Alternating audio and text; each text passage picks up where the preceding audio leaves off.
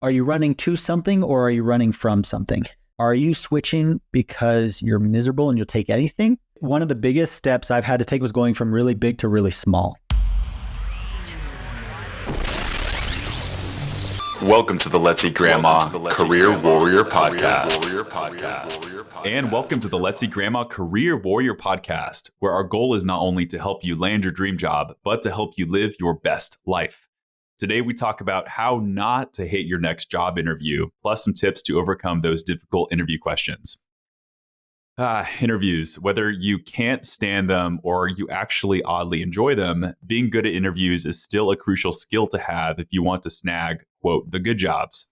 If you think you rock at interviewing, hold on just a moment. Do yourself a favor and take a step back.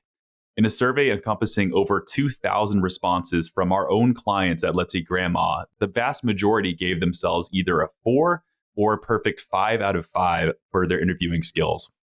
Seems that many are too confident when it comes to interviews.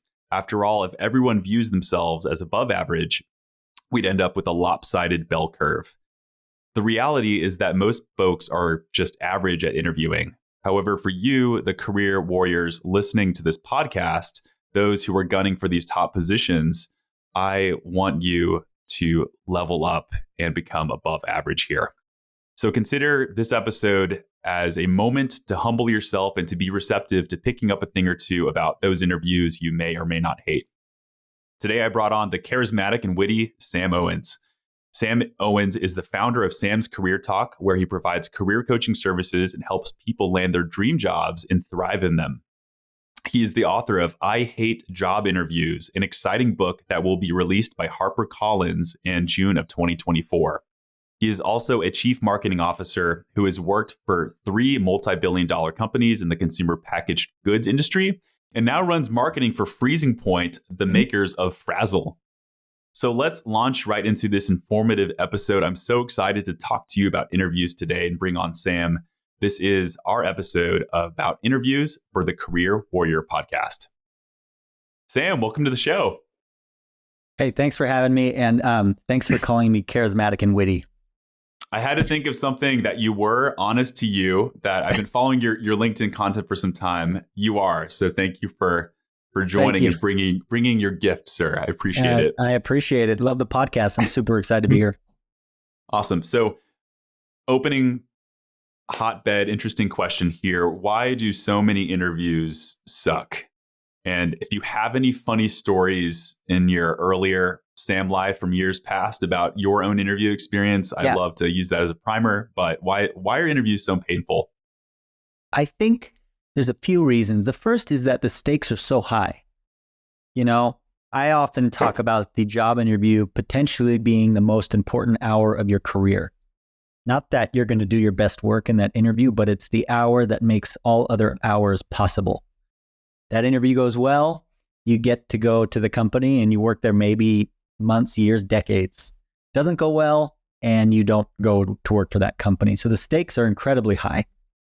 I think you also feel like an outsider. I remember, speaking of stories, one of my interviews I did, I was asked to come and interview. They said, just, it's going to be at a little bit of a different location. I go in and it's at a Boondocks play place where they're having like a company offsite, and they put me in like the little kids party room, and people kind of walked in and out to interview me. So I'm sitting there by like, whatever, the balloons and the confetti in some tiny little seat in a suit. And you're kind of an outsider. They're just kind of, here, go in this room and we'll come in and talk to you, and then we'll leave and talk about you. Then we'll go in. So there's this feeling of a little bit of loneliness, isolation. But I think the most important reason why interviews suck is that you can't 100% dictate how it's going to go. You can prepare for a lot of things, but you don't know exactly what the personality is going to be like of the interviewer or the exact questions you're going to be asked. And I just think that gives a lot of people anxiety. Yeah, it makes a lot of sense. And you can definitely relate to the outsider kind of feeling and mentality. I did get an interview. I remember an interview one time where in the middle of the interview, the person just told me straight up, is like, you didn't get it. I'm sorry, this is not going. I've been there.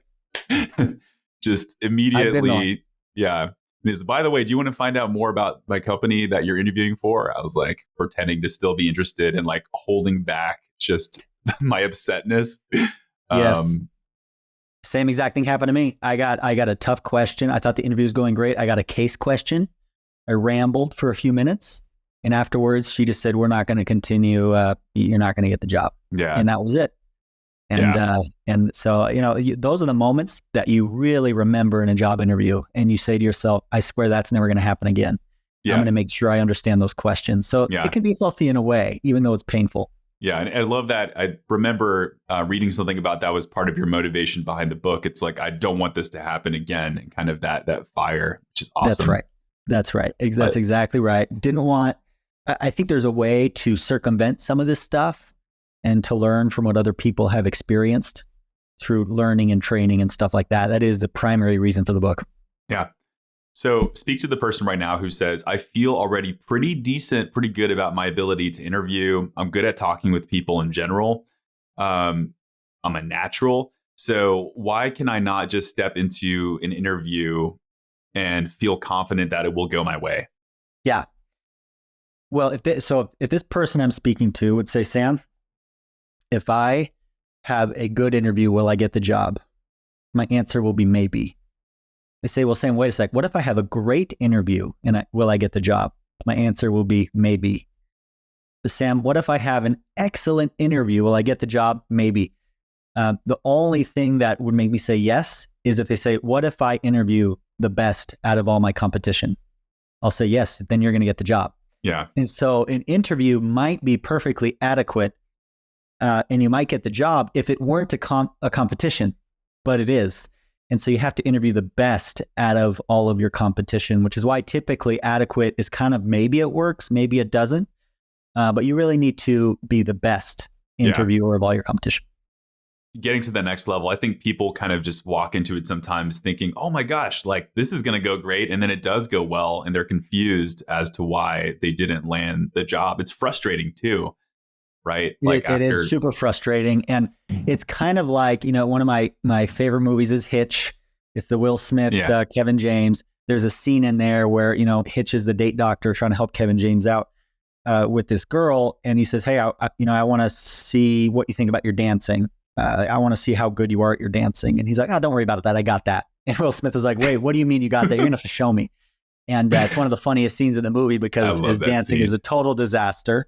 Yeah. And I think, hey, Kevin James had good rhythm, but he couldn't really dance. And that's the difference between being charismatic and being likable and a good conversationalist. Oh yeah, I should be fine in the interview. Well, interviews, it's not just about having good rhythm, so to speak. It's knowing the actual steps to something. The steps to the waltz is very different from having good rhythm. Yes. And being likable is very different from knowing how to interview and answer the questions they're asking you. Yeah. So let's talk about how not to hate your next job interview. And in a second, I think we can go into some of these models that you've spoken about. But just a couple of primer questions that I think people want to hear. First of all, what are some top mistakes that you see job seekers are making in the interview? And then I'll transition to, I think, like wastes of time for job interview prep. But yeah, what are some mistakes? Let's talk about the negative stuff. In the actual interview, I would say there's a couple big ones that stick out. The first would be to not take advantage of your opening statement. And what I mean by that is when an interviewer starts the interview, they got your resume and they say, can you tell me about yourself or walk me through your experiences? A lot of interviewers just kind of take that as like a warm-up question. Oh, sure, I did this and this and this, and I'm really excited to be here. Now let's get to the meat. That's actually not what the interviewer is asking. The interviewer is asking, can you just tell me why you're the perfect person for this job and why I should stop my search right now and hire you? Because that's all I want to do. I don't want to interview 20 other people. I want to hire someone really good. So just tell me why that's you. And so when someone says, tell me about yourself, candidates should look at this as an opportunity to show them that they're qualified through their experiences, to show them through their experiences that they get results, and then to tell them that they're super interested in this company by the story that they weave together in that opening statement. So they shouldn't take 30 seconds. Oh, I did this and that. They should take a solid 3 minutes to prove those things so that by the end, the interviewer is like, dang, this person brought their A game. This person is here to win. Yeah. So that's a big one. Just it's so important not to waste that opener. Yeah. The second thing that I see is on behavioral based questions, which typically are the meat of most interviews, which is like, tell me about a time when you did this. A lot of times people, when asked for a specific story, don't give a specific story. They don't answer the question directly. They say, tell me about a time when you were a great leader. They'll say, oh, leadership is really important. I've been given feedback that I'm a great leader. I have an open door policy. I care about my people, which is all fine and good, but that didn't answer the question. The way to answer that question is, sure, last week I had a situation where I had an employee that was whatever, and let me tell you exactly what I did to solve that problem and the result that came of it. That is how you answer that question, and to being very specific. You're asked for a specific example, give a specific example. Yeah. It's funny you mentioned stories. I think about things that are memorable just in general. If someone's giving a talk, a presentation, a lecture, sometimes the only thing I'll remember from the entire hour or whatever are just the stories, like those two impactful stories that were told. So it makes such a difference. I mean, stories are irrefutable. Facts and figures are debatable. Stories are memorable. Facts and figures are forgettable. And everything about stories is just perfect for the job interview. I mean, people say, how do I not brag in an interview? It's like, tell a story. Just let the story you're telling do the bragging. And you don't have to say, I'm great, I'm amazing. Just tell them what you did that was great and amazing. And then they'll draw their own conclusions about you being great and amazing. Yeah. So top mistakes, I guess time wasters, do you think job seekers are making when it comes to preparing for the interview? I think most people can get on board with just put some time into it. But yeah, what have you seen in terms of like how people are not spending their time well? I think there's probably a lot of people who have listened to Hamilton the musical. There's a scene where Aaron Burr tells Hamilton to talk less, smile more, right? There's a scene where he does that. I would say actually read less, talk more. What I mean by that is a lot of people try to prepare by continuing to read and study up on the company. They go online and they try to, do everything, understand the company, and they fail to actually practice their responses and to actually talk out loud what their responses are. It actually baffles me, Chris, that people will practice. They'll have their kids practice 3 hours a day of football, which will probably get them nowhere. But they won't practice for more than a half hour of their job interview. I mean, it's just crazy to me. This is what you're going to be spending the rest of your life doing potentially. Yes. And then the failure to practice is just crazy. And I get it. It's uncomfortable. Role playing is the worst. I hate it. I don't want to role play. It feels awkward. I feel stupid, cheesy, or whatever. But in my coaching, it's the first thing I'll do is I'll do mock interviews because the improvement is so dramatic between 0 mock interviews and 1 and between 1 and 2.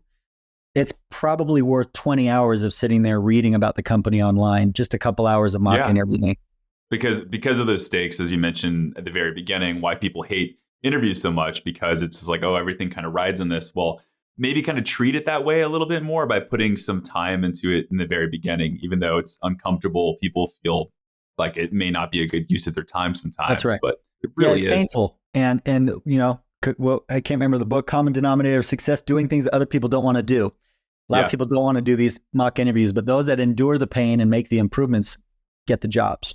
Yeah, love that. Remind me, I want to ask you'd be a good person to ask for book recommendations. So perhaps I'll remember to do that at the end of this. Sure. Yeah. So great. Let's dive into the models thing. I think models can be really powerful for this. We've all heard of like CAR technique, challenge, action, results, STAR technique, things like that. But I'm curious what your take is on these models, or if you have something different you would recommend. Yeah, models, I think, are extraordinarily valuable in job interviewing because they provide shorthand, like shortcuts for you to be able to answer questions instead of trying to prepare 1,000 responses to 1,000 potential questions. Models helps you break things into question types, and then if you put a model against those question types, then you have a framework to where you can tweak your power stories or the stories you use to these models. You know, I think the STAR model is a solid model for behavioral-based questions. I call it the SPAR model because I think it should be situation, problem, action, result. It could even be PAR, problem, action, result, to create tension. I think that the way you use the model is the most important part. So if you look at SPAR, for example, situation, problem, action, result, you could take that. I was once working for a manufacturing facility. I was asked to do this and I did this and here is the result. Or you can take the opportunity and say, okay, this model is going to help me craft like a Disney movie here where I am the hero and there was a serious crisis and the things I did land in a great result. And so models are important. The way you use the models is what really matters, I think. Okay. So the way that you use the models is really important. Can we sort of go through one of these things? You could put me in the hot seat, you know, to kind of workshop one of these. I think people would love to hear that and kind of do this in action. Yeah, let's talk about it. So each question type could have a little bit of a different model, but let's take a question that makes people pretty nervous, right? Yeah. Tell me what one of your greatest strengths is. What's your greatest strength? You know, people get nervous about this because it's like, oh my gosh, am I going to brag? What is my greatest strength? How should I do this? So, you know, if you were to say, Chris, let's put you on the hot seat. What's a strength of yours? What would you say? I would say it is charismatic communication. The ability. Perfect. Yeah, go ahead. Perfect. Okay, great. So there's a model for this. I call it the C model, SEE, which is statement, which is exactly what you did. So you answer this perfect. Boom. You just answer the question right away. You don't hem and haw. Explanation, and then example. And so, for example, you could say one of my greatest strengths is, charismatic. What'd you say? Charismatic? Communication. Then that's the statement. Now you go to the explanation and you just explain a little bit. What do you mean by that? How are you a charismatic communicator? What do you mean by that? Not an example, just what do you mean? So what I mean by that is my ability to convey a message across in perhaps with some emotionally charged rhetoric, but in a way to get people genuinely excited, I think, about the message. Whereas before they might have found something uninspiring or boring. Wow. You're doing an amazing job, by the way, because this a lot of times takes a lot of prep. So great. You did the statement, you did the explanation. Now this one might be hard for you because it does take some prep. The next one is example. For example, you know, there was a time when, and I don't know if you can think of one now, it's okay if you can't. Okay. But, you know, there's an example that you have. For example, when I did this, and you do a very brief, I did this thing and it worked out really well. Okay. So, for example, I was speaking to somebody who had a mediocre resume and they felt like the resume was in decent shape. So what I did was I took the time to analyze what I believed was wrong with the resume and some areas of improvement and communicated to them the opportunity and what opportunities existed if they were able to make these tweaks and improvements to their resume. And I sent them a 5-minute video, basically with just this emotionally charged, but also very honest and accurate feedback on their resume, and got a very long positive response with all caps. And just I could tell genuinely that they were excited and my message came across. That's perfect. Great. Okay. So that was a very easy, simple way. You did well. You did a statement. This is my strength. Okay. Answer the question. You elaborated a little bit on it by the explanation, and then you gave a quick example.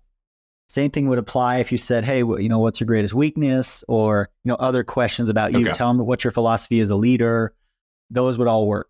So that's an example. And if I could, let me get into one more model, just because I think this one is probably the most important. I'm imagining this is, so like, this is a model that I would run through in my head and rehearse all together. So this is like a response that isn't prompted. I'm using this as if they ask that question, I just run through the model in my head and that's right. And deliver. Right. And what's great about this is all these models that I kind of lay out in the book and I use with coaching, You don't need separate stories for these models. What you need is 10 power stories or 10 reasons you're awesome. And you can bucket it into what's listed on the job description. Okay, I need some good leadership stories. I need some good analytical ability stories, for example. I need some good working well with others. And depending on how they ask the question, you can tweak your story a little bit to fit that question. So the example you just gave me, Chris, about this charismatic communication, or, the way you communicate. If someone said, "Tell me about a time when you had to communicate something," you could have taken that and used that resume story you just gave, and you could have put that into the SPAR model and told that exact same thing. And the benefit of that is, number one, both would be great answers and you knock it out of the park. But that also means you don't have to create 50,000 separate stories for different types of questions. Yeah. You use the exact same thing you just did, and you just learn how to reframe it based on the model. Yeah. So anyway, Love real that. quick. So, Thank you. This is great. Yeah. Okay, so let's go a little deeper here. Let's talk about what I call the SPAR model. So this is an example that I have in the book. But if someone were to say, "Can you tell me about a time when you had to solve a complicated problem?" If I were to walk through the model, and I'll kind of give you the points here and talk to you about what I'm doing. You start with a situation, and it's very brief. Okay, it's like hot dogs, right? No one wants to know too much about how it's made, right? Just get to the meat, right? Like the situation should be quick, right? Most recently, I was an account manager for a digital marketing agency, and I was responsible for a big portfolio of client relationships. Boom. That's all you need to do in the setup. It can be quick. Now you create the problem. The key to the problem is you create tension. You make them interested in wanting to listen more. Yeah. A few months into the job, I was asked to evaluate all of our clients to determine which were most valuable to our company. Now, if this were a task, I could stop there, but I want to create a problem to where they're going to go, "Oh, geez." So I add, this was a real challenge because it had never been done before, and there was no clear guidelines on how to do this, and I was a junior level person. Now it's like, "Oh, geez, okay, how is he going to solve this?" Now the stakes are raised and there's tension. So that's all it has to be. It's quick. Now I focus on the action. And the action is where you should spend 70% of your time on this, because now you're proving why you're a rock star. I like to do what I call the rule of threes. I move in sequence about specific actions I take. You could do 2, you could do 4, but the point is you talk about a sequential list of actions. So I can say the first thing I did was to understand the value of our clients. I created a scorecard of measures that define value. The first was top line revenue. The second was bottom line profits. And I kind of tabulated it. Okay, boom, that's one. The second thing, I did was I layered on a measure of how many hours per month we spent dealing with each client. And so I could determine a ratio of how valuable the client was to how much time we were spending with the client. Okay, that's 2. Now 3, I created a presentation for our executives after crunching the numbers, and some of our findings were very surprising. For example, we often found that we were spending way too much time with certain clients that we weren't making any money on. And even though we were providing a lot of work for them, and it also showed that we had a lot of upside to grow business with clients who were very profitable, but actually didn't require very much time. So that's kind of how you talk through the actions of actually, you take them through steps of exactly what you did. And they're thinking, man, okay, this person knows how to think, knows how to solve problems. And then this would be a third thing that I would say people forget. They forget to give a result. Mm-hmm. And so on this one, the last part, you say, as a result of this analysis, we shifted our strategy to focus on higher impact clients. And we were able to grow our portfolio over the next year by 25%. Bingo. So that is how you would dig into a model like this.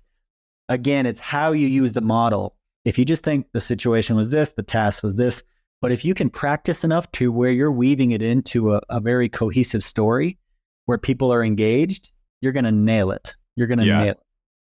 And I'm almost using this as like a memory device, like spar. I'm thinking like the martial arts, like how we spar with people, we kind of fight. But it brings the problem, and you're kind of like showing how you fought the problem. It brings in some action, some drama, like you would do in sparring.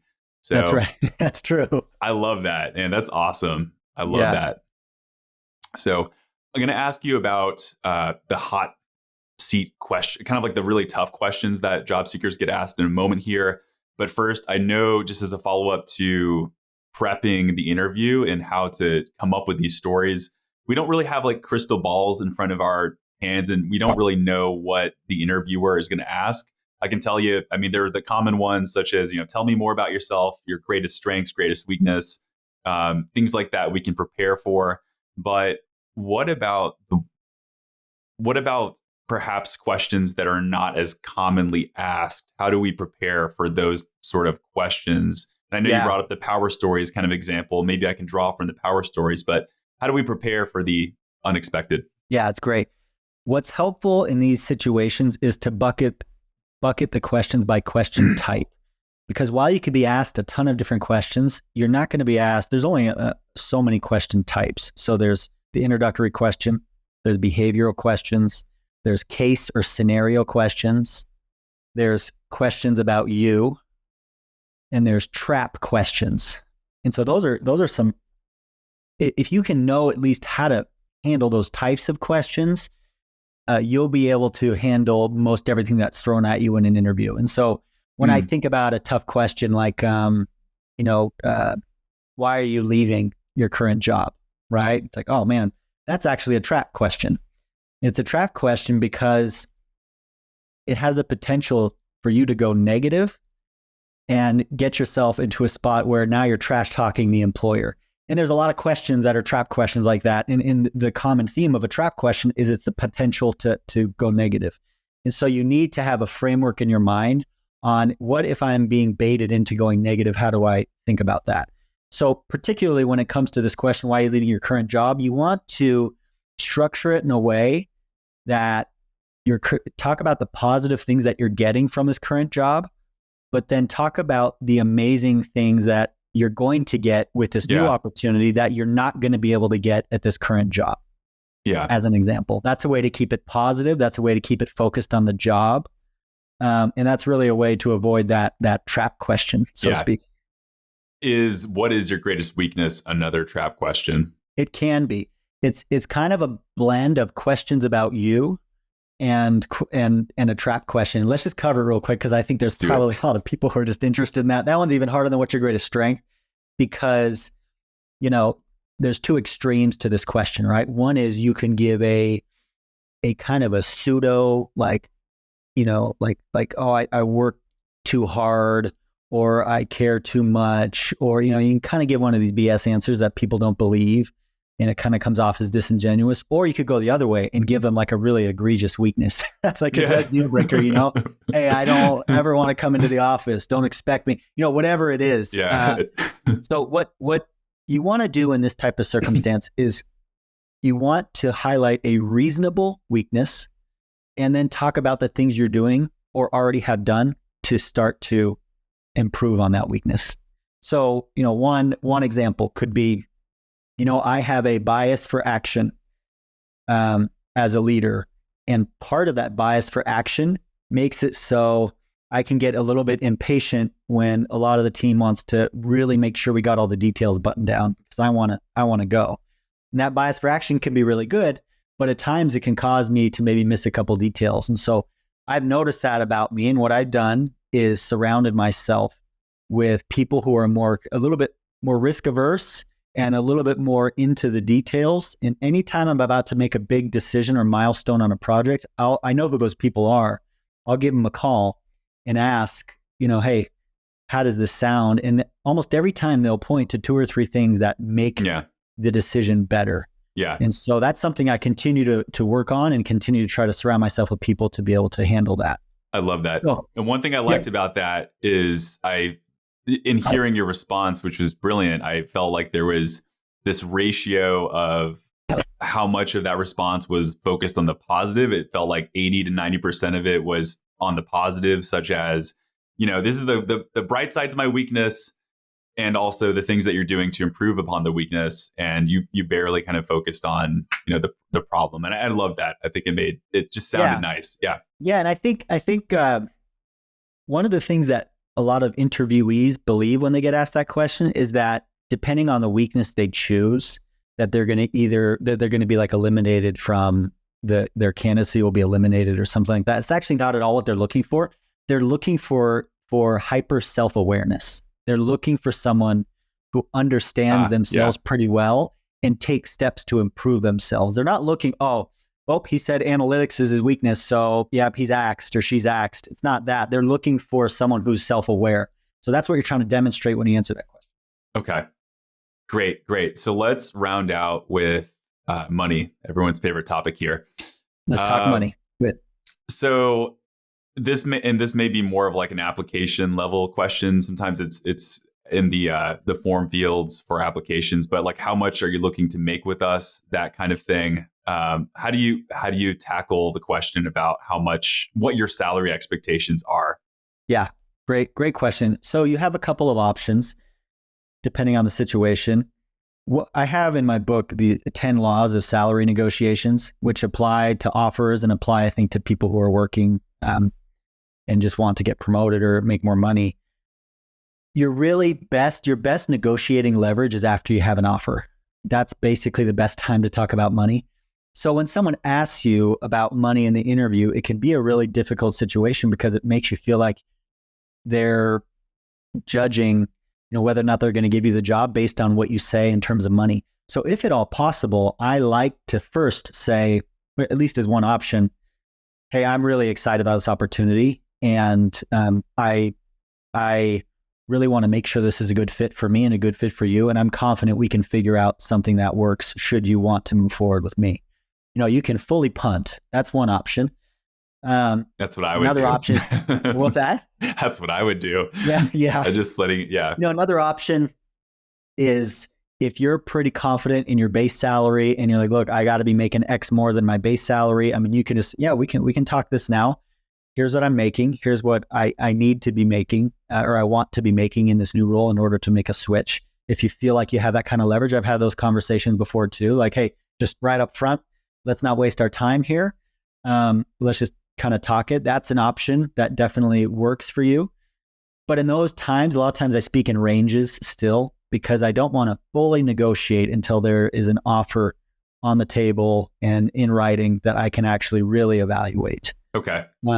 Speaking of ranges, can you elaborate more on the ranges thing? Because I've been told that once you give a range, it's almost like they'll go for the bottom number no matter what, Yeah. But what's your take?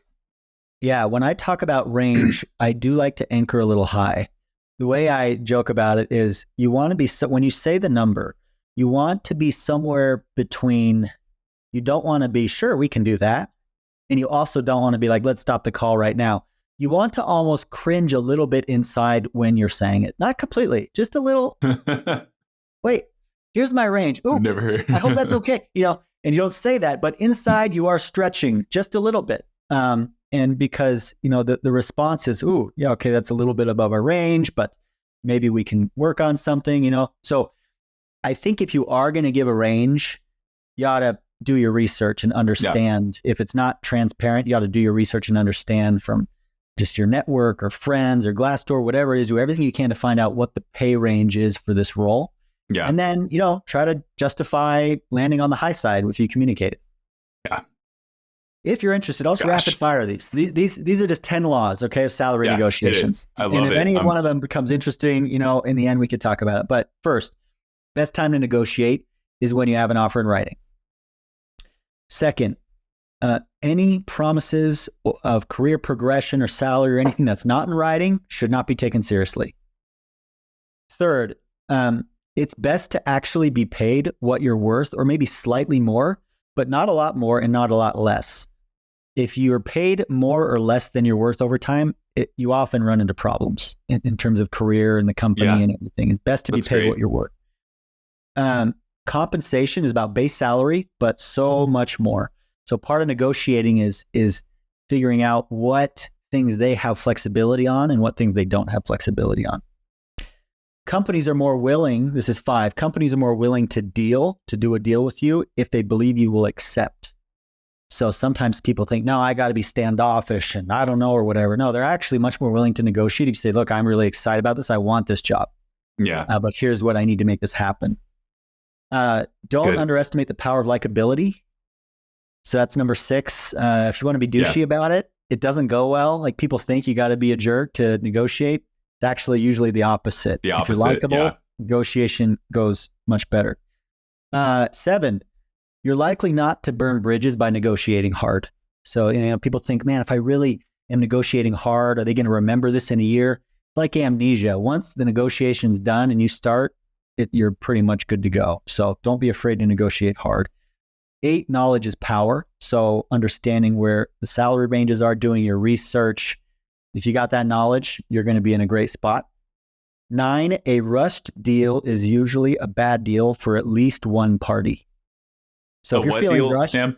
Is a bad deal. The rushed deal is at least one party is usually going to get the short end of the stick. So if you're feeling pressured, we got to know by this time or whatever, take a pause. Don't rush it because you're usually someone's going to regret that. Yeah. If you're and I rushing, kind of use that in sales too. It's like people don't like being pressured to buy something. Right. It's like they want to make the right decision for them. So that's it. Why do you get pressured into something? Well, because they want to close before you can do all your research. Right. It's like it's the only reason. And then finally, number 10, current salary can be a great asset or it can be a liability. So it's up to you if you want to use that. Sometimes it can be a great shorthand. It's like, look, this is what I'm making. I'm not going to move unless I'm making more. Of course, you would understand that. But sometimes it's like, you know what? I'm not really making as much as I want. And so I'm going to really focus on my qualifications and what I want and not really mention my current salary. And that's up to you. So you're saying like how it could anchor you down on accident because I've been underpaid the whole time. Therefore, someone can continue doing that and know that it's not as big of a deal if I already had the higher pay. That's right. They say, what are you making? You're making this. Okay, I'll just give you a little bump. And it's like, but there's actually a higher. I'm underpaid, and the range for this job is actually more. And you think I'm qualified, so let's pay me what I'm worth. Yeah. So I love those 10 rules. So these are in your book? Yeah, they are. Yeah. That's because my question to you is any tips on salary negotiation, but you pretty much nailed that already with all those. And that was beautiful. That was really beautifully put. Good. Yeah. It's all part of accepting and signing the offer. That's the part of the book. It's the last chapter. Okay. I want to these are unexpected. You don't know about these questions. I just want to ask you a few random, exciting questions that I would love to know about Sam Owens, book, et cetera, things like that. But first of all, any final words of advice on the salary negotiation piece, just because I know it's something that's interesting for people or interviewing in general? No, well, the last thing on the salary thing is I would just say, remember that that we are kind of commodities in the marketplace. I don't mean that as insulting, but we kind of operate in a marketplace. Yeah. And so there's things that make commodities make more money or raise their prices, and the things that don't matter. So, for example, I need the money.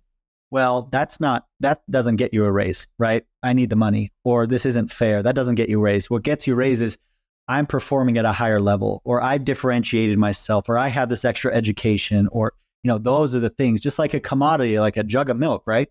Jug of milk needs more money. They're not going to get a price increase. It's like jug of milk is like, no, I've added protein, or I'm organic, or I'm something else. That's how the price gets raised, not because milk needs more money or because it's not fair that this other jug of milk got something. So just remember, as you're negotiating salary, you operate in a marketplace. So speak in terms of the value you're providing to them. I love that. Thank you. So 3 questions that I haven't even prepared for this interview. Great. Let's do it. Yes.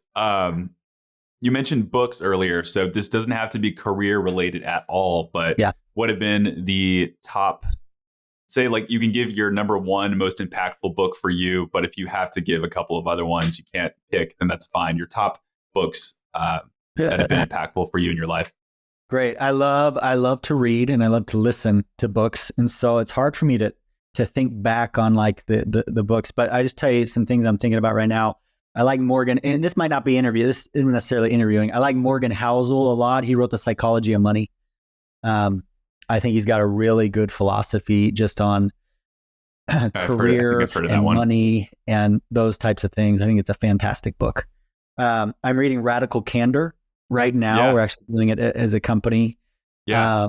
Really good models for how to give feedback to employees. One of the hardest things for a boss to learn how to do. They're either, kind of marshmallows or jerks. And how do you be not a jerk and not a marshmallow and give the right feedback? So I think that's a really valuable book.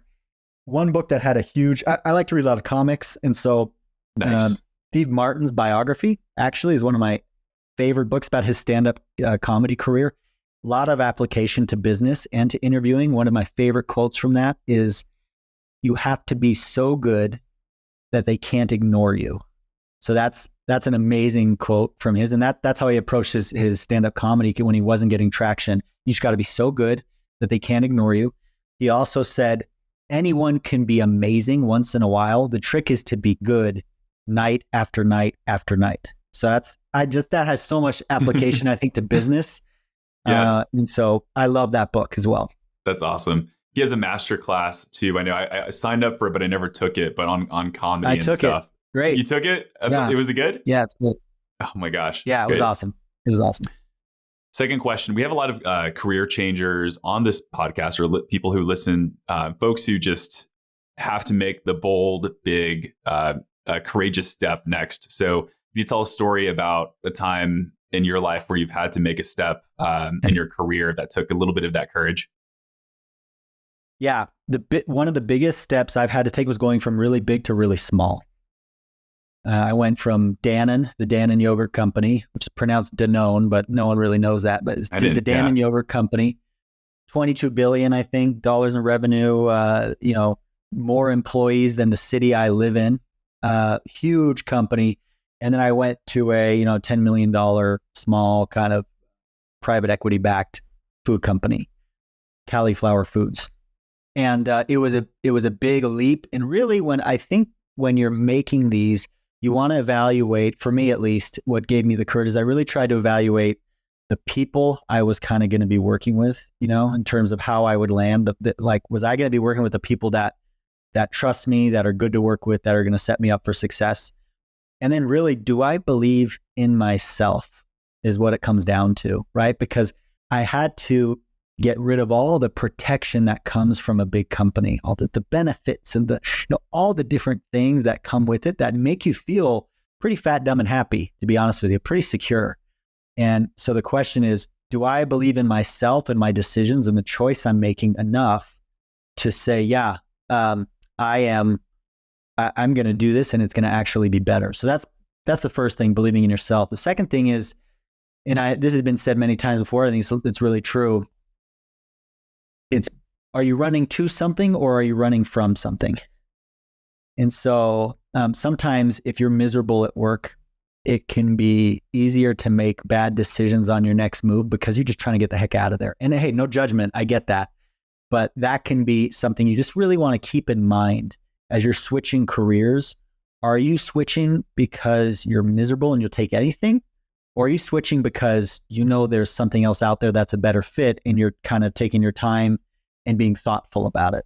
Those are some things I would say that really helped me think through what I was doing, why I was doing it.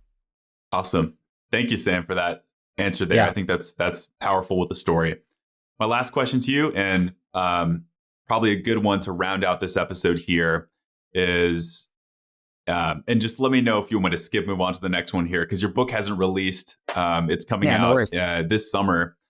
My gosh, June of 2024. But tell me, what is a section or chapter in your book that you think people would find challenging to process or to understand? Maybe the part that people kind of might shy away from because it doesn't make sense, but you really think that they need to get that message across for interviews? The deep, dark secret of job interviews, of really hard competitive ones, or not secret, but the deep, dark part that people don't want to deal with, is scenario or case questions. It's the part where they just don't want to have the conversation. They just, instead of practicing, they just hope they're not asked the question. And and that's like a question where it's like, hey, if you're going for a marketing job, tell me what you think about this brand and what would you do to make it better? Those questions. And there's quite a bit of depth there, and we don't have time to dig into it. But in the book, there's a whole section on how to kind of think through and answer questions like that. And I think that those that really dive into the book and dive into that section, that's kind of the part where if someone's good at answering one of those questions, you know they're going to be ready for the interview, because it's typically the last. It's like one of my favorite movies is Pee Wee Herman's Big Adventure. Mm-hmm. And so I'm sure a lot of younger people haven't seen that, but there's a scene where he goes in, there's a fire in a pet store, and he's like saving all these animals. I don't know if you've ever seen this, but he's saving all these animals. And as he's walking by the snake's cage every time, or the snake's, little glass, and he's like looking at it and he's like, no. And he keeps saving all these other animals. And every time he walks by the snakes, he's like, oh, I can't do it. And finally he looks around the pet store, and the only available pet to save are these snakes. And so he finally grabs them and runs out screaming and stuff like that. That's case questions for interviews right there. It is the snakes in the cage. It's like, no, I'll do everything else. I'll practice behavioral questions. I'll practice my introductory question. I'm not doing the case question. So focus on those and you're going to be in great shape. Cool. And I love the analogy to the snakes that people don't want to confront, but you got to do it. And it's a challenge. So awesome. Sam Owens, thank you so much for joining us on the podcast. I'll make sure, of course, to drop the links, but I think people need to hear it from you. How can people stay in touch with you? And I think you're very active on LinkedIn. So would you direct people to your LinkedIn and anything else like that? 2 places. First, samscareertalk.com.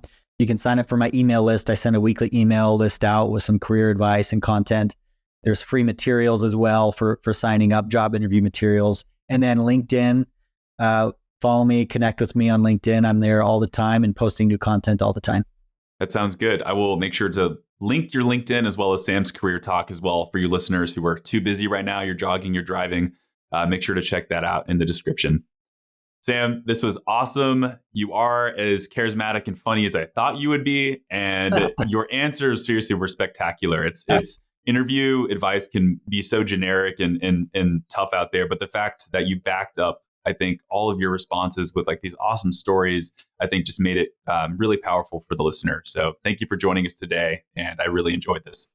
Thanks for having me, Chris. Great talking to you. Cool.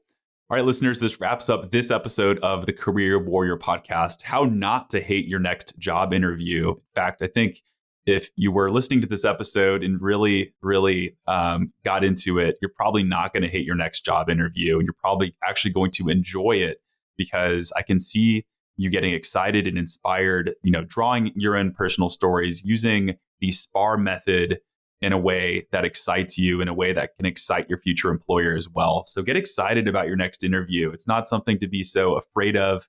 In fact, there's a lot of power and potential to change your future, I think, with a good interview here. So as I mentioned, I'll make sure to link Sam's Career Talk within the description of this episode, as well as the LinkedIn profile. I'm saying this every episode because I hope that all of you can just at least consider this, but post this episode on LinkedIn and tag me and Sam and let us know what a key takeaway was for you. I'm seeing these posts come up time and time again, and there's nothing that makes my day more than seeing this. Connect with Sam and I on LinkedIn as well. Leave a personalized connection request in the body of your text. Just let us know that you listened, and there's nothing that makes me happier, truly. All right, listeners, this wraps up today's episode. I will see you next time. And for more on your job search, please make sure to check out Let's Eat Grandma's website at letseatgrandma.com/CWP. That's where you can find her blog, attend job seeker events, and learn more about her awesome resume services. That's all. I'll see you next episode this Monday morning.